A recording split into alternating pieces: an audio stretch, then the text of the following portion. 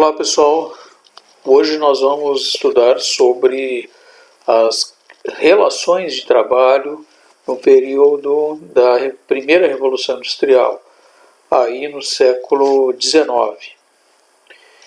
E como nós já estudamos sobre a Revolução Industrial, a parte do surgimento das fábricas, agora nós vamos estudar então como estava a situação dos trabalhadores, dos operários e dos proletários naquele período. Quem eram os proletários? Os proletários eram aquelas pessoas que não podiam ter os meios de produção. Então, aqueles que não podiam comprar os meios de produção, que não eram dono das fábricas, que não eram dono das máquinas, esses eram os proletários, ou seja, os trabalhadores, aquelas pessoas que, para sobreviver, elas precisavam vender a sua mão de obra, a sua força de trabalho, para aqueles que possuíam os meios de produção.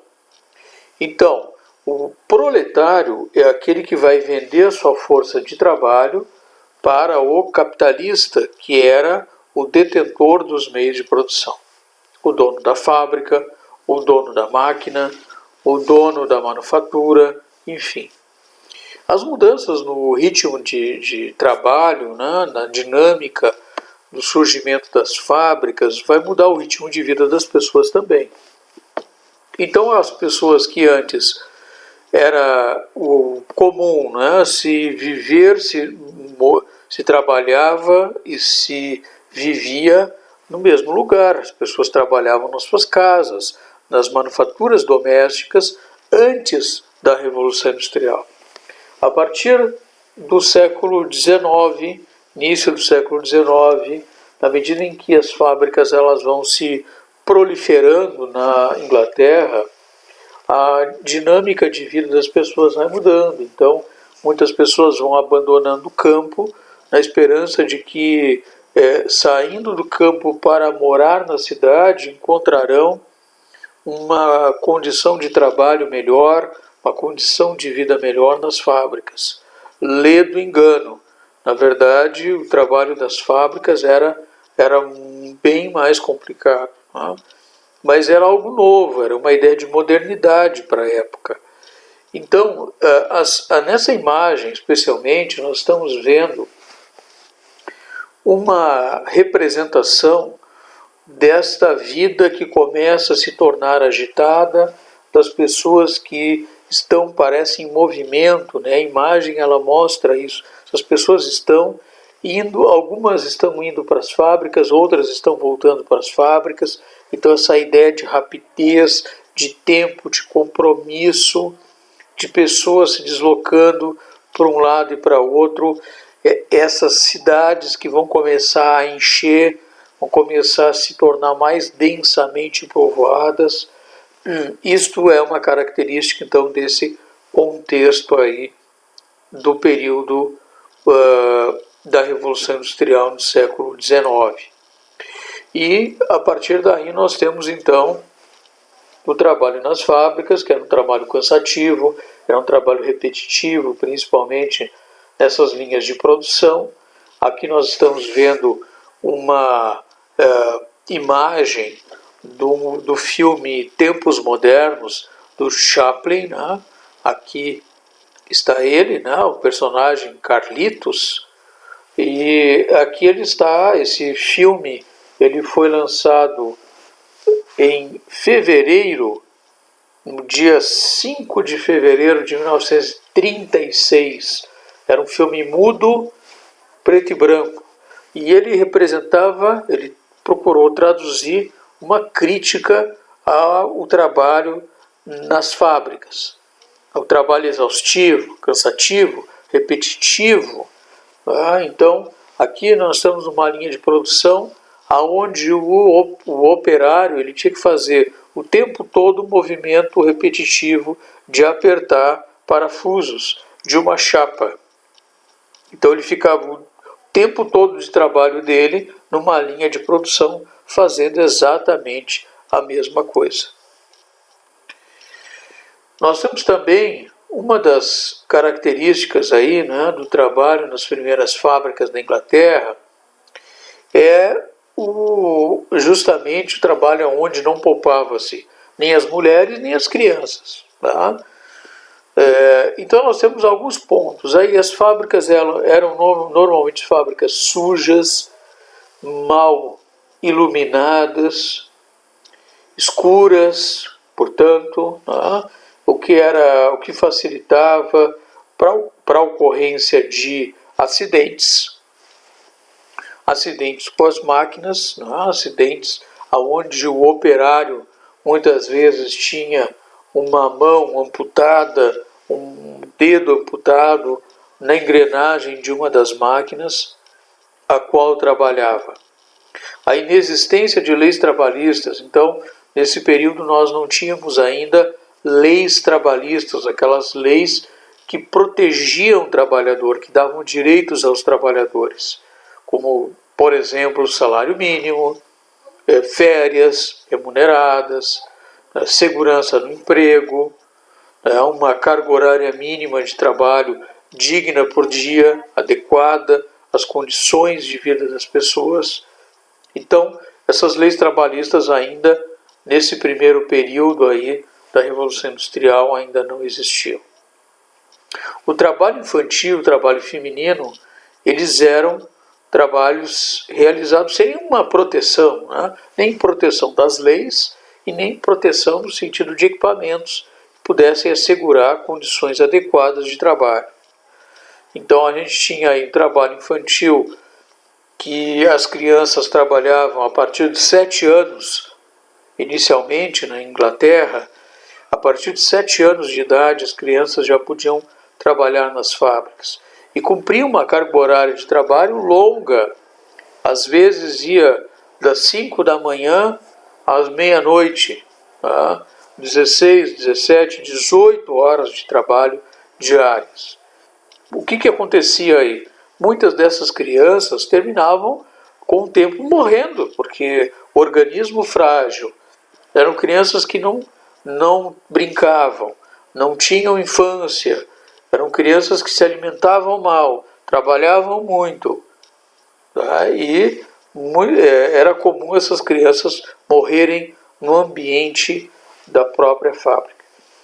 As longas horas de trabalho, já nos referimos, tá? E nesse período as crianças que morriam, os trabalhadores que se acidentassem numa máquina, eles eram demitidos, né?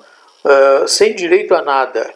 A criança que morria, o dono da fábrica não tinha nenhum tipo de punição, nada disso. Por quê? Porque a criança estava ali, colocada normalmente por um pai, né, que lhe permitia o trabalho, para que pudesse aumentar a renda da família, já que nesse período, não havendo salário mínimo, havia uma exploração enorme da mão de obra e o que o trabalhador recebia pelo seu salário era muito baixo.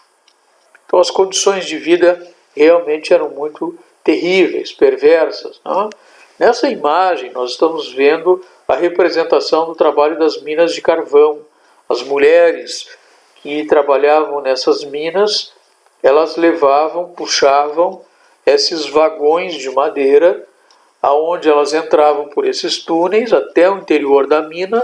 Chegando lá, os mineradores enchiam esses vagões, né, de carvão, e essas mulheres então puxavam, né, com uma cinta ali amarrada, uma cinta de couro amarrada na cintura, puxavam com grande esforço esses vagões para fora das minas. Trabalho horrível. Essas mulheres morriam muito, muito cedo, muito jovens ainda, sem que houvesse nenhuma proteção no trabalho. Tá?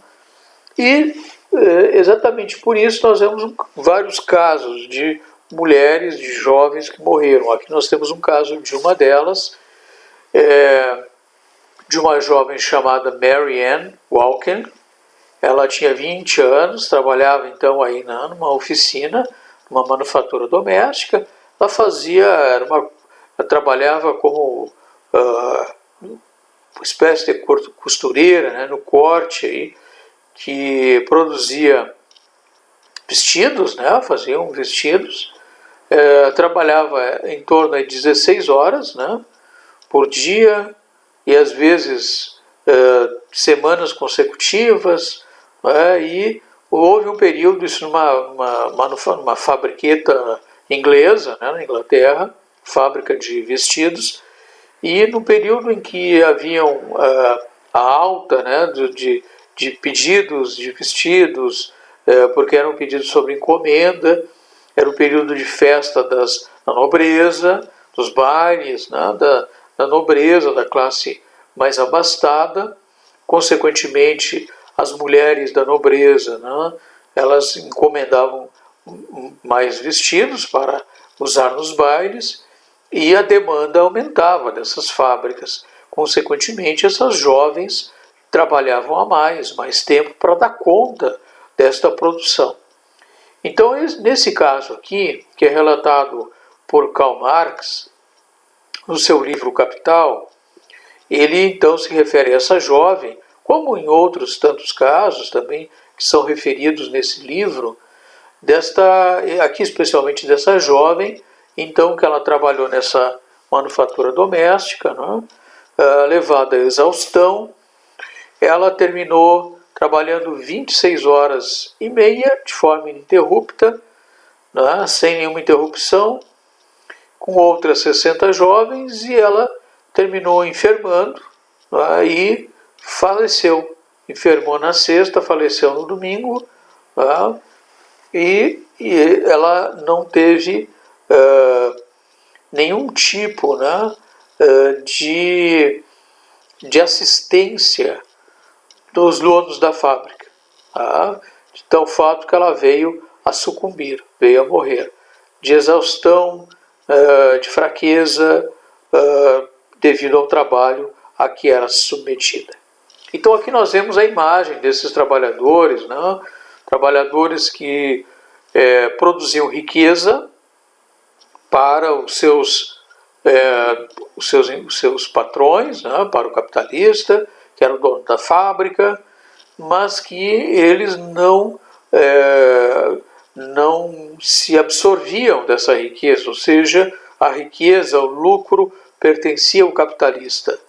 Os trabalhadores, os proletários, os operários, eles terminavam recebendo um salário miserável, em condições duras de trabalho, e continuavam na pobreza, na miséria, morando em casebres, em subhabitações, de forma muito lamentável. Aqui nós vemos o trabalho infantil, a imagem de crianças aí numa fábrica inglesa, né? As crianças se vestiam com roupas de adultos, né? Não havia ainda uma roupa naquele período aí do século XIX, início do século XX, ainda não haviam roupas específicas, né, para a infância, para a criança. Então, as crianças eram adultos em miniatura, eram assim que eram tratados.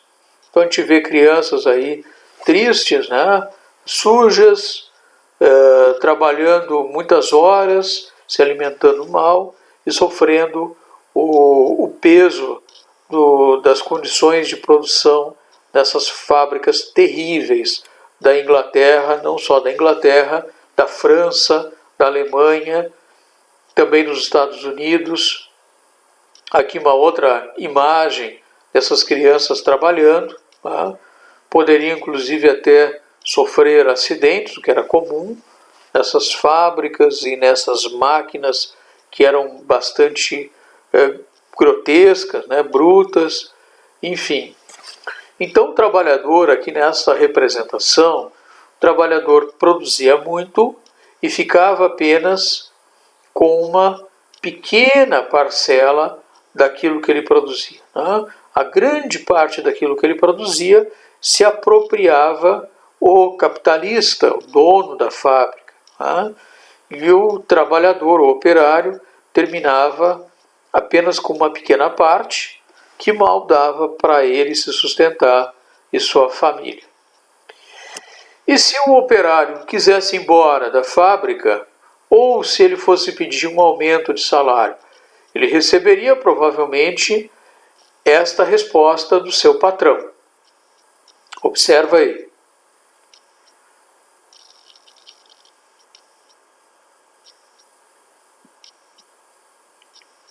Então, o que acontecia, né? Aquele funcionário, aquele trabalhador ia pedir, e se ele fosse pedir aumento, ele receberia isso, né? Se não está gostando, pede as contas e vai embora, né? Porque ele, na verdade, se ele saísse de uma fábrica e fosse para outra fábrica, o salário não mudaria, as condições de trabalho não mudariam, né? Então continuaria sendo explorado, continuaria com baixos salários, porque havia um grande número de desempregados. E naquela época, assim como hoje, o sistema econômico que organiza essa dinâmica de produção, que é o sistema conhecido por capitalismo, ele trabalha também com a questão do desemprego. E para que o próprio sistema sobreviva, é preciso que exista o desemprego. Porque se existe o desemprego, nós temos pessoas que estão em busca de uma vaga de trabalho. E aí o patrão pode fazer o jogo. Se você, para aquele empregado que ele tem, né, ele paga um salário X, e se o empregado não gostar, ele pede as contas e vai embora. Por quê? Porque no lugar dele tem outros 200 querendo entrar. Então, que estão desempregados. Tá? Então, o que nós temos? Há uma crítica ao sistema capitalista, aí no século XIX, exatamente porque o sistema capitalista ele se absorvia e se absorve do trabalho dos indivíduos para, muitas vezes, enriquecer o capitalista, tá? E o trabalhador fica com uma pequena parte, que é um salário, e o capitalista termina se absorvendo de uma grande parte do lucro. Então nós temos uma reação dos trabalhadores no século XIX, inclusive com a criação dos sindicatos.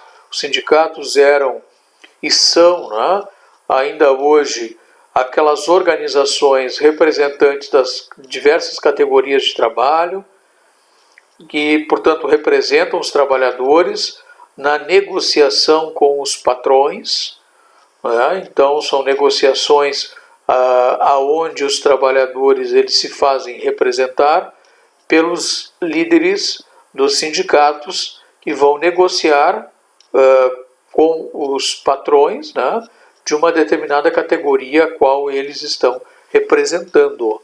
Negociar a questão das condições de trabalho, aumento, dissídios anuais e por aí vai. No século XIX, também um pensador economista, filósofo alemão chamado Karl Marx, ele apresentou a ideia, fazendo um estudo ao longo da própria história da humanidade, ele fazendo um estudo das relações de trabalho ao longo da história da humanidade, ele chegou à conclusão que a história ela na verdade, uma representação da luta de classes. Ao longo da história sempre existiu essa luta que Marx chamava de luta de classes, que é exatamente a questão de duas forças opostas que terminam entrando em conflito por questões de interesse.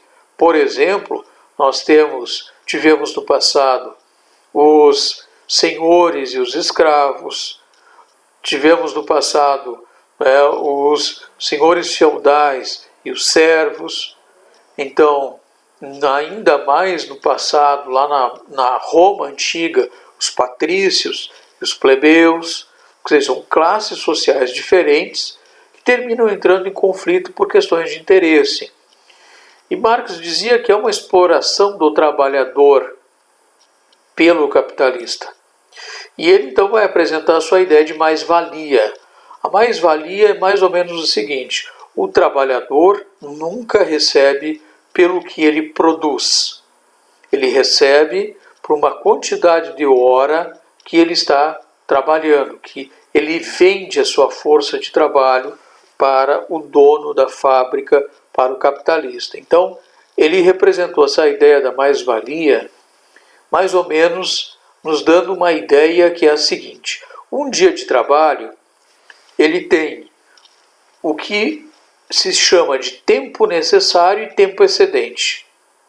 O tempo necessário é o tempo que o trabalhador vai produzir para ele próprio se pagar, porque quem paga o seu salário é o próprio trabalhador, através do seu trabalho. Então, o trabalho necessário é aquela parte do tempo que o trabalhador produz para ele pagar o seu próprio salário. E a parte excedente, o trabalho excedente, é aquela parte do dia, daquele tempo de trabalho que o trabalhador produz para dar lucro para o seu patrão. Então vamos imaginar aqui que um dia de trabalho seja formado de 8 horas. Então nós temos 8 horas para o tempo necessário e 8 horas para o tempo excedente. Tá? O que acontece aqui, digamos que o trabalhador ele trabalharia até meio-dia para se pagar. E depois, o turno da tarde, ele trabalharia para dar lucro, né, ao seu patrão. Então, o que acontece? Com o passar do tempo, essa mesma carga horária ela vai sendo reduzida. Então, o tempo necessário ele cada vez vai diminuindo, mas você vai conseguir fazer em menos tempo o trabalho para se pagar. Através do uso de máquinas, de ferramentas, de tecnologias, de técnicas de trabalho, aonde em menos tempo o trabalhador vai conseguir se pagar. E isso vai sobrando mais tempo para ele trabalhar, visando dar lucro ao seu empregador. O que significa dizer, então, que com o uso das tecnologias, das máquinas, vão diminuindo o tempo necessário e aumentando o tempo excedente, né? Aquele tempo que o trabalhador produz para dar lucro ao seu patrão. Então, essa ideia de que o trabalhador ele nunca recebe de acordo com o que ele produz é bem observável, por exemplo, numa fábrica. Uma fábrica, digamos, de calçado, aquele operário que trabalha na fábrica, ele, em pouco tempo, ele produz os sapatos necessários, aquele calçado necessário, que, digamos, vai pagar o seu próprio salário. E ele vai produzir uma grande quantidade de sapato, de calçados, né, por dia, porque eles têm uma meta para a produção diária. Então, por dia, ele tem que produzir, dar conta de X produção, né, de sapato, de calçados, por semana também e por mês também. Então, chega no final do mês, esse operário ele vai produzir uma riqueza muito grande com o seu trabalho de calçados. Ao longo daquele mês ele produziu. Mas o que ele vai receber no final do mês? Ele recebe não pelo que ele produziu, mas ele vai receber um salário pela hora que ele trabalhou, pelo tempo que ele trabalhou. Porque se ele faltar um dia no seu trabalho, esse dia, se não for por questões médicas, esse dia é descontado. Então, essa é a ideia da mais-valia, né? O trabalhador nunca recebe pelo que ele produz, mas recebe pelo tempo de trabalho que ele vende, a sua força de trabalho. Então, esse esquema nos ajuda a entender, então, que é o seguinte: no modo de produção capitalista, o trabalhador ele é alienado dos meios de produção. Ou seja, o que significa isso? O trabalhador ele não tem condições de ter os meios de produção. Ele não pode comprar máquina, ele não pode ter uma fábrica, não pode ter um comércio. Então o que ele faz? Ele vende a sua força de trabalho para quem tem a máquina, para quem tem o comércio, para quem tem a fábrica. Ele vende a sua força de trabalho, que é a sua mão de obra. E a sua mão de obra se transforma numa mercadoria, que passa a ser vendida pelo próprio trabalhador e passa a ser comprada pelo dono da loja, pelo dono da fábrica e por aí vai. Tá? Então o que acontece? O produto do trabalho não pertence ao trabalhador. Tá? Então o trabalho, aquele trabalho que é realizado, ele não pertence ao trabalhador, ele pertence ao capitalista. O que significa dizer, por exemplo, que digamos que em determinadas situações, onde o trabalhador produza numa fábrica, né, de um determinado tipo de produto, sei lá, uma fábrica de automóveis, ele vai produzir automóvel, mas às vezes ele não pode comprar aquele automóvel que ele produz. Tá? Ele não tem condições. Ele trabalha produzindo automóvel, mas ele não ganha o suficiente para comprar o automóvel. Tá? Então, é isso. Essas foram as condições de trabalho, de uma forma bem didática, bem ampla, as condições de trabalho nas primeiras fábricas inglesas, francesas, na Alemanha, nos Estados Unidos, aí no século XIX, ainda especialmente na sua primeira metade, aonde o trabalhador sofria uma forte exploração dos empregadores. É claro que esse processo ele vai se modificando. E na medida em que nós vamos avançando com o século XIX, a força dos trabalhadores, a pressão dos sindicatos vão junto aos empregadores, vão fazer com que leis apareçam, surjam, sejam elaboradas, que vão dar condições de uma maior proteção no trabalho para esses proletários, para esses operários.